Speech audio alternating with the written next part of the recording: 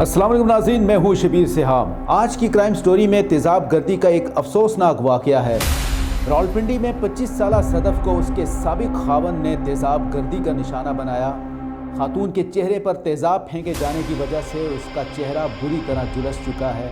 وہ اس وقت Holi family hospital میں زیر علاج ہے۔ اس واقعے کی تفصیل جاننے سے پہلے اس ویڈیو کو دیکھیں جس میں متاثرہ خاتون اس واقعے کے حوالے سے تفصیلات بتا رہی ہے۔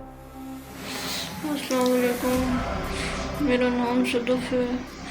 میں کور چوک سے آ رہی تھی بائک پہ والد صاحب کے ساتھ، تو پیچھے سے دو آدمی تھے، انہوں نے پیچھا کیا، چکری روڈ پہ آ کے میرے پر تیزاب پھینکا ہے۔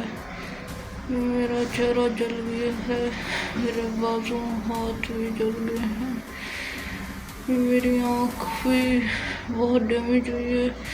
تو میں چیف آرمی اسٹاف اور چیف منسٹر پنجاب سے ریکویسٹ کرتی ہوں میری مدد کی جائے اور مجھے انصاف دیا جائے۔ Thank you. صدف کنول بچپن میں ہی یتیم ہو گئی تھی۔ اس کی والدہ نے دوسری شادی کی۔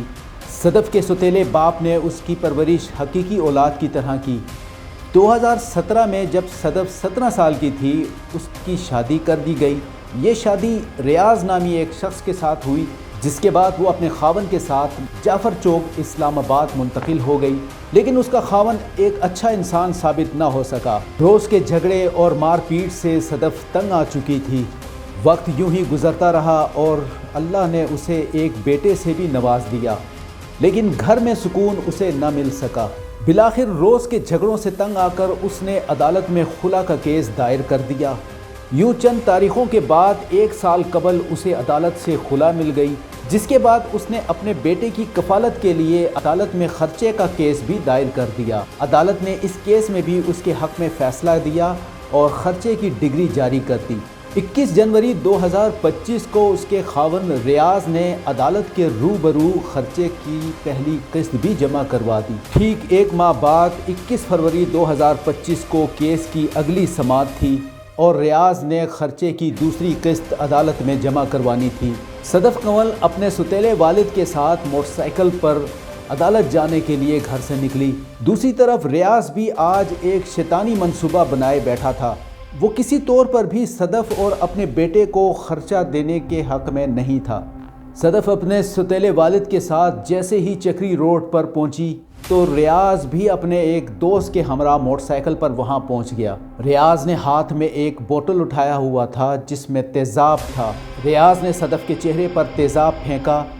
دونوں باپ بیٹی اس اچانک حملے سے گھبرا گئے اور موٹر سائیکل سے گر گئے۔ صدف کا چہرہ بری طرح جھلس چکا تھا جبکہ ملزمان موقع سے فرار ہو چکے تھے۔ صدف کو ہولی فیملی ہاسپٹل منتقل کیا گیا۔ وہ اس وقت بھی ہولی فیملی ہاسپٹل میں زیر علاج ہے۔ پولیس نے اس کیس کے مرکزی ملزم صدف کے سابق خاوند ریاض کو گرفتار کر لیا ہے، جبکہ اس کا دوسرا ساتھی آج بھی قانون کی گرفت میں نہیں آ سکا۔ صدف کا حکام سے مطالبہ ہے کہ ملزم کو سخت سے سخت سزا دلائی جائے۔